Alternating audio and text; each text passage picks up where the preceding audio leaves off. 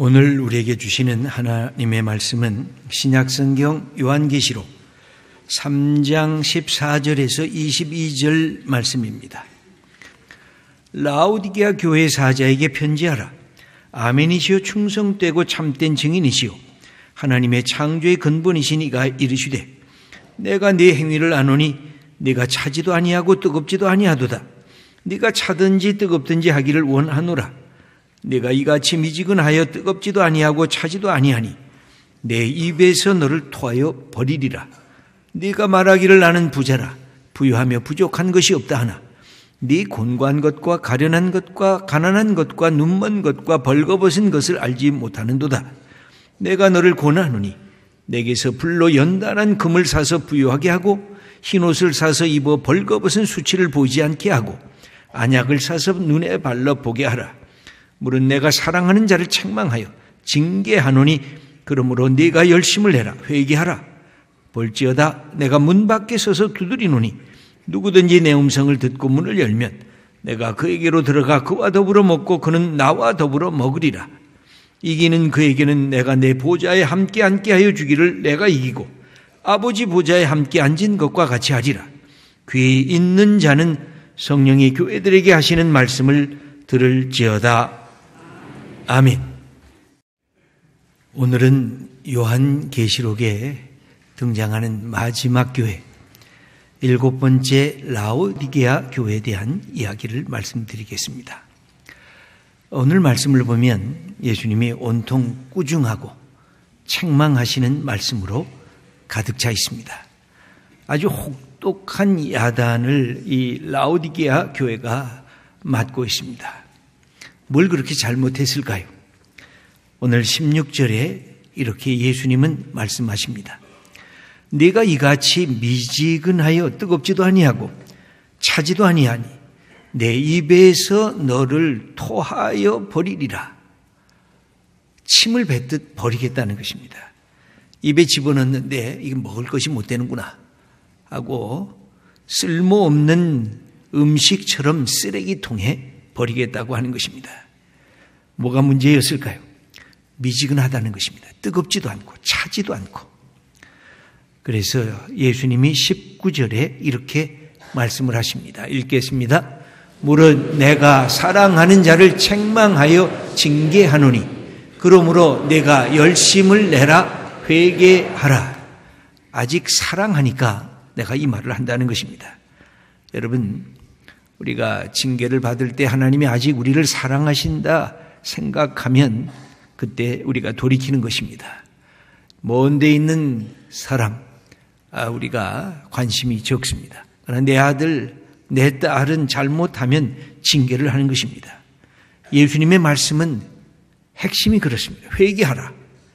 그리고 네가 열심을 내라 라고 하는 것입니다. 미지근하다는 것이 무슨 말일까요? 미온적이라는 것입니다. 열의가 없다는 것입니다. 마음이 내키지 않는 상태로 어정쩡하게 삶을 살아가고 있다는 것입니다. 그래서 그 믿음의 상태는 뭘까요? 믿기는 믿는데 신앙에 즐거움이 없다는 것입니다. 예수님을 믿는 것이 자기의 삶의 자랑거리가 되지 못한다는 것입니다. 하나님을 사랑하는 것이 최고의 기쁨이라 이렇게 말하지 못하고 있다는 것입니다.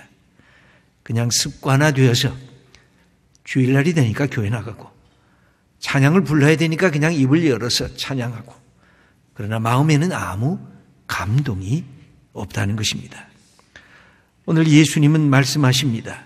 미지근한 신앙을 벗어나려고 하면 네가 회개하고 열심을 가슴에 품으라고 말씀을 하고 있습니다. 예수님이 그렇게 지적합니다. 네 모습 속에 어느 순간부터 열정이 사라졌구나. 네 가슴이 뜨겁지 않구나. 네가 믿음을 가졌느냐? 그 이유가 뭔지 너는 생각해 봤느냐? 마음에 열정이 없고 신앙의 활력을 다 잃어버렸구나. 맹숭해지고 시들해졌구나. 이 모습을 예수님께서 지적하고 계신 것입니다. 여러분, 열심과 열정의 반대가 뭘까요? 여러 가지를 우리가 생각할 수 있지만 무관심일 것입니다. 그러나 무관심에 이르기 전에 상태가 있습니다. 실증 내는 것입니다. 그렇게 뜨겁게 사랑했던 연인들, 그리고 부부로서 가정을 꾸미는데 어느 날 돌아보니까 사랑이 식어졌습니다. 그때 나타나는 현상이 뭘까요? 실증 내는 것입니다. 귀찮아하는 것입니다. 지루하게 여기는 것입니다. 그러면서 서로 짜증을 내기 시작하는 순간에 언제 우리가 그렇게 사랑의 열정을 갖고 그렇게 귀히 여겼는가? 먼 추억의 얘기로 끝나버리고 마는 것입니다. 학생이 공부하는 열정을 잃어버리면 어떻게 될까요? 호기심도 사라지고 배우는 기쁨이 없어지게 되어 있습니다. 선생님이 학생을 가르치는 열정을 잃어버리면 어떻게 될까요?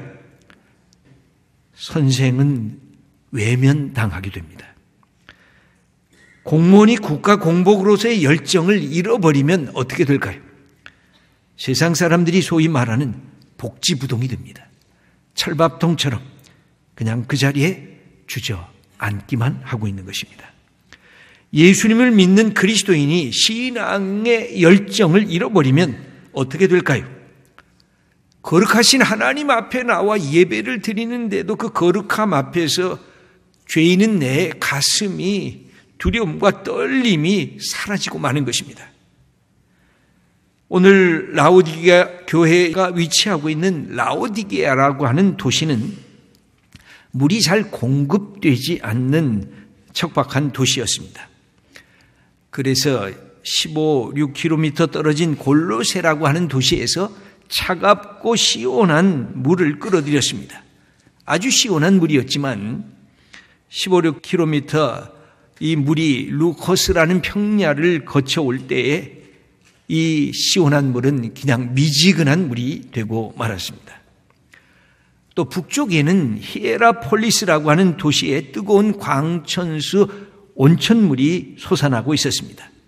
그런데 이 뜨거운 물도 산지와 수로를 통해서 오다 보면 라오디게아에 10km 정도까지 흘러오면 그 뜨겁던 물이 미지근한 식어져서 미지근한 물로 바뀌어졌습니다.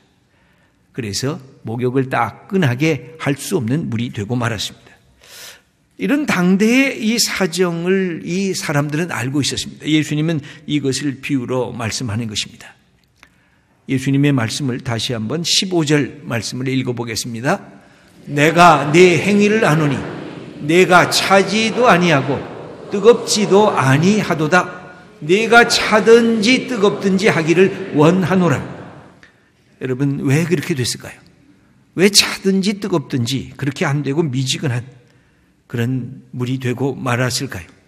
몇 가지 요인이 있을 것입니다. 첫째는 시간이 지나면서 처음보다 나중이 더 좋아지는 것. 이건 축복입니다. 여러분, 젊을 때보다 나이가 들어서 더 사람이 풍성해지고 생각이 더 지혜로워지고 우리의 신앙이 가슴에 더 열정이 따뜻해질 수 있다고 하면 축복인 것입니다. 우리는 청출어람 청아람이라는 말을 잘 알고 있습니다. 아버지보다 아들이 더 훌륭해졌으면 좋겠다는 것입니다. 선배보다 후배가 더 귀한 그 모습으로 드러났으면 좋겠다는 것입니다.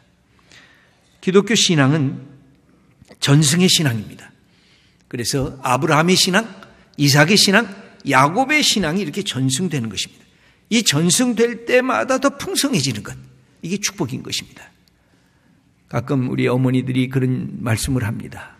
저는 신앙생활을 그래도 잘했는데요, 제 아들들 교회를 잘 안 나오려고 그래요. 제 딸들 잘 이게 어떻게 신앙을 계속 이어받을 수가 있죠? 이렇게 물으시는 분들이 종종 있습니다. 여러분, 우리가 부모로부터 신앙을 받았다는 것은 축복 중에 축복입니다. 그것을 우리는 모태신앙이라고 말합니다. 어머니가 자궁에 생명을 잉태하시면서 배를 쓰다듬으면서 기도를 합니다. 이 생명을 주님 보호해 주세요. 이 생명 거룩하게 해주세요. 건강하게 해주세요. 하나님이 쓰실 만한 인물이 되게 해주세요. 그렇게 어머니의 기도를 통해서 이 땅에 태어났지만 그러나 늘 반복이 됐습니다. 어머니가 한 것 나도 하고, 어머니가 믿는 건 나도 믿었습니다. 그러나 어느 날 자기가 생겼습니다. 그런데 이것이 이어받아야 돼요. 어머니의 신앙이 내 신앙으로 갈 때 격렬한 영적 투쟁을 해야 됩니다. 갈등이 일어나야 됩니다. 이 어머니의 신앙을 내가 받을 것인가?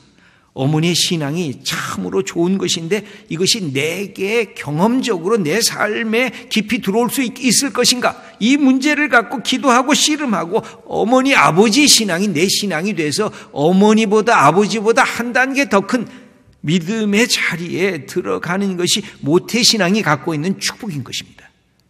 그런데 그렇지 못할 때가 더 많습니다. 그래서 모태신앙이 종종 사람들은 아무것도 못하는 모태신앙이라고 말하곤 합니다. 기도하라 그러면 기도 못해. 전도하라 그러면 전도 못해. 봉사 좀 하자 그러면 나 주일날 예배만 가면 되지 않아. 그거 못해.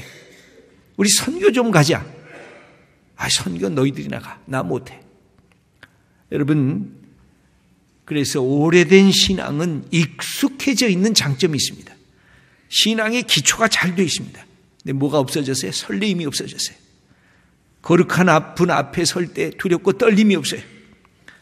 그리고 내 안에 문제가 생기면 다른 사람 탓을 하는 위험성이 생겨져요. 시간이 지나면서 더 성숙해지는 것. 이게 간절한 바람으로 들어오지 아니하면 마치 이 미지근한 뜨거웠는데 분명히 시작은 뜨거웠는데 시작은 찼는데 어느 순간에 미지근해진다는 것입니다. 두 번째로 이렇게 미지근하게 되는 것은 우리의 생각과 관련이 되어 있습니다.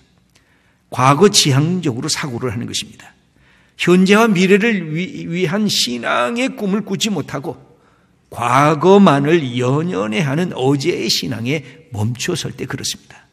미래가 닫혀져 있습니다. 변화를 싫어합니다. 옛 것이 더 좋다고 거기에만 붙잡히려고 합니다.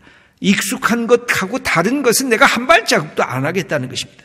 새로운 도전이 없게 되고 기대할 수 있는 마음의 여유도 사라집니다. 여러분, 어제란 얼마나 소중한 겁니까? 어제가 다 쌓여서 오늘의 내가 있기 때문에 그렇습니다. 어제가 너무 소중한 것입니다. 그런데 중요한 것은 오늘과 내일은 더 소중한 것입니다. 기독교인의 삶의 태도는 뭘까요?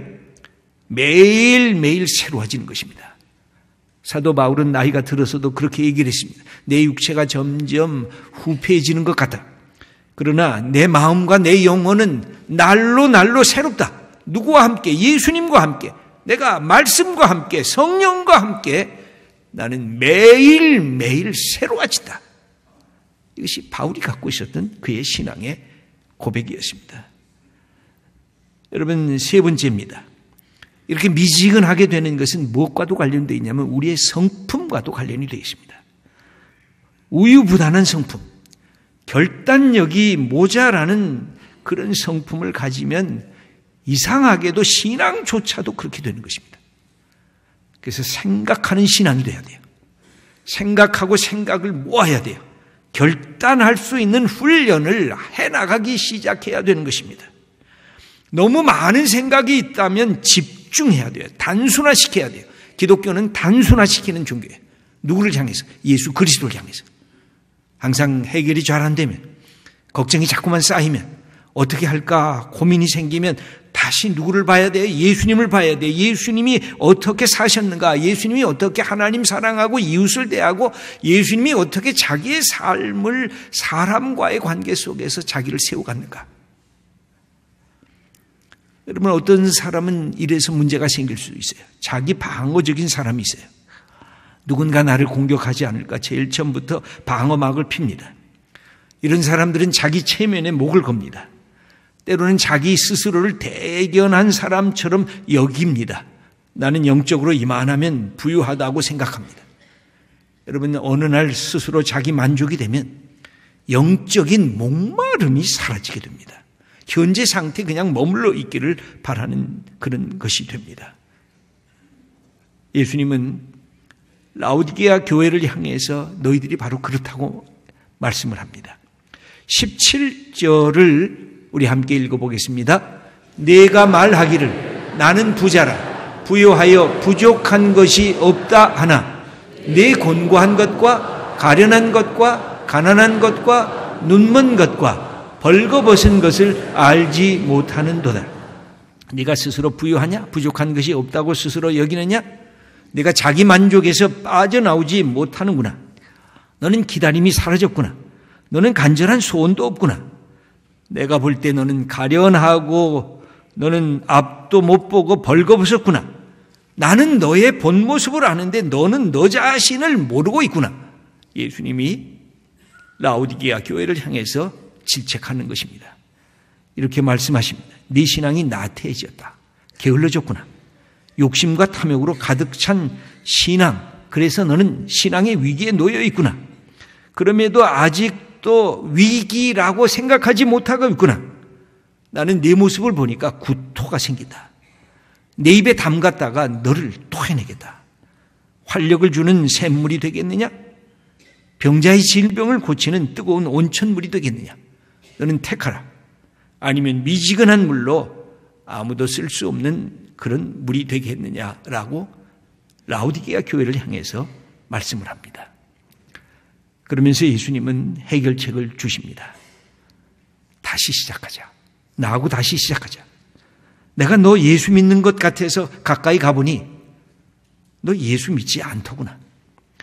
네가 내 이름으로 교회 생활을 하는데 내가 가까이 가서 너를 보니 너는 내 이름이 아니라 내 이름이 잘난 것 그거 선전하고 있구나. 네가 나를 주님으로 모셨느냐? 나는 네 안에 들어가 본 적이 없는 것 같구나. 여러분, 놀라운 예수님의 말씀을 우리에게 하십니다. 그래서 20절에 예수님께서 이렇게 그들을 향해서 다시 시작하자고 말씀합니다. 읽어보겠습니다. 볼지어다 내가 문 밖에 서서 두드리노니 누구든지 내 음성을 듣고 문을 열면 내가 그에게로 들어가 그와 더불어 먹고 그는 나와 더불어 먹으리라. 예수님이 말씀하십니다. 내가 아직 네 문 밖에 서 있다. 내가 지금 네 문을 두드리고 있다. 그런데 네가 열지 않고 있구나. 누구라도 좋다. 먼저 열어라. 그러면 내가 너에게 들어갈 거다. 나는 너와 더불어 먹고 너는 나와 더불어 먹을 거다. 나는 네 안에 있고 너는 내 안에 있다. 내가 너와 함께 동행하는 임마누엘의 역사가 이루어질 것이다. 사랑하는 성도 여러분, 우리의 신앙의 상태는 어떻습니까? 오랜 동안 예수를 믿은 게 우리의 자랑입니다만 그것만 자랑하면 안 됩니다. 교회 직분을 맡은 것이 우리의 자랑입니다만 그것만 자랑하면 별 일이 없는 것입니다. 내가 예수 믿는 내 마음의 기쁨이 있는가? 하나님 믿는 것이 내 인생의 자랑인가? 오늘도 성령님과 함께 내 영혼의 감사, 감격이 나를 붙들고 있는가? 오늘은 종교개혁주일입니다. 작년에 500주년을 맞이했고 올해 501주년입니다. 마틴 루터의 가슴에 불타올랐던 그 마음이 있었습니다. 그는 위텐베르그 성당의 95개 교회 선언문을 써서 거기다가 붙였습니다. 거기에는 시대 비판이 있었습니다. 교회 비판이 있었습니다. 거기에는 교회의 종교 지도자들에 대한 비판이 있었습니다. 그것을 통해서 교회가 새로워져야 되고 하나님을 하나님처럼 여겨야 되고 우리가 참된 하나님의 사람으로서의 변화가 일어나야 될 것을 선언했습니다. 루터는 당대 종교 지도자들이 지닌 문제를 날카롭게 지적합니다. 거룩한 자, 영적인 자, 그러나 세속자보다 더 세속적인 존재가 되었다고 그들을 비판했습니다. 그의 글입니다. 온 세상이 사제들, 주교들, 추기경들과 성직 계급으로 가득하구나. 이들 가운데 아무도 설교도 하지 않는구나. 미리 주어진 기도문을 아무 의미도 없이 입술만 가지고 중얼거리며 미사를 집행하고 있구나. 정해진 시간마다 기계적으로 기도를 하지만 성례의 의무를 충분히 이행한다고 믿고 있구나. 그러면서 신앙의 외향은 있지만 내용이 없어진 모습. 형식은 존재하지만 그 속에 담을 것이 비어있고 안이 쓰레기로 가득 차 있는 그 모습을 향해서 지적한 것입니다. 하나님께서 오늘도 우리를 향해서 말씀하십니다. 너희들의 모습은 어떠하냐? 너희들의 신앙은 어떠하냐? 너희의 영적 상태는 도대체 어떠냐? 너희들이 신앙을 시작할 때 네 가슴이 뜨겁지 않았더냐? 네가 말씀을 읽을 때 내 영혼이 기쁨으로 뛰놀지 않았더냐? 그래서 하나님의 은혜가 너무 좋아서 찬양하지 않았더냐? 네 출발은 분명히 기쁨과 감사였는데 왜 지금은 불평하고 불만하고 실증내고 내 마음속에 하나님에 대한 사랑을 잃어버리고 있느냐? 우리에게 묻고 있습니다. 사랑하는 귀한 성도 여러분, 신앙이란 열정을 회복하는 것입니다. 이것은 살아계신 예수님을 우리가 믿는 것이기에 이것은 믿어도 더 믿어야 될 뿐이고 사랑해도 더 사랑해야 할 뿐이고 내가 하나님을 찬양해도 또 찬양해도 멈출 수 없는 그분이 하나님이십니다. 우리가 뜨겁든지 차갑든지 우리의 신앙을 회복해야 우리의 영혼의 자유함과 하나님의 주시는 기쁨을 누릴 수가 있게 됩니다. 오늘 예수님은 마지막으로 이렇게 우리들에게 가르쳐 주십니다. 21절입니다. 이기는 그에게는 내가 내 보좌에 함께 앉게 하여 주기를 내가 이기고 아버지 보좌에 함께 앉은 것과 같이 하리라. 내가 하나님 아버지의 보좌에 앉은 것과 같이 너희들의 신앙이 다시 뜨거워지든지 다시 차지든지 하나님이 주시는 말씀으로 성령의 역사로 기뻐하고 감사하게 되면 네가 마지막에 내 보좌에 함께 앉게 하겠다. 여러분, 우리는 마지막을 이미 승리한 하나님의 사람들입니다. 그리고 이 땅에 사는 것입니다. 그래서 우리는 당당하게 사는 것입니다. 우리는 하나님이 주신 이 축복을 마음껏 누리면서 사는 것입니다. 이 놀라운 하나님의 역사를 우리가 이루어 나가는 것입니다. 성경을 보면 하나님도 열정이 있었던 분이십니다. 뭐라고 말씀하십니까? 내가 내 약속을 이루기 위해서 열심으로 이 일을 이루겠다, 그렇게 말씀을 하십니다. 하나님은 질투하기까지 이 일을 이루시겠다고 말씀하십니다. 예수님도 하나님의 열심으로 이 땅에 3년 공생애의 모든 것을 다 바치셨습니다. 성령님도 열심으로 열정으로 우리 믿음의 사람들을 위해서 탄식하시며 기도하십니다. 믿음의 선배인 사도 바울도 열정이 있었습니다. 종교개혁자들인 마틴 루터도 짱 칼뱅도 열정이 있었던 사람들이었습니다. 한국교회 순교자인 주기철 목사님, 손양은 목사님도 그 신앙에 열정이 있었던 분입니다. 우리는 이 분들의 믿음의 후예들입니다. 사랑하는 귀한 성도 여러분, 예수님 믿는 것은 기쁨이요, 자랑이요. 우리는 진리요 생명이신 그분을 우리가 받는 것입니다. 이 놀라운 믿음의 축복을 갖고 우리의 앞길을 한 걸음 한 걸음 주님과 함께 열어나가는 복된 믿음의 자녀들 다 되시기를 축원합니다. 하나님 아버지, 감사합니다. 우리가 예수 믿은 연륜이 오래된 것만 자랑할 때가 있었고 교회 직분을 받은 것에만 자랑할 때가 있었습니다. 그러면서 내 신앙은 차든지 뜨겁든지 아니하고 미지근한 상태 속에 우리의 신앙을 지속했던 우리의 모습을 용서하시옵소서. 이제는 말씀으로 돌아가게 하시옵소서. 이제는 성령의 역사에 나를 개방시키게 하옵소서. 그래서 예수님 믿는 것, 하나님 믿는 것이 우리의 자랑이 되고 우리의 기쁨이 되는 하나님의 자녀들 다 되게 하시옵소서. 예수님의 이름으로 기도드립니다. 아멘.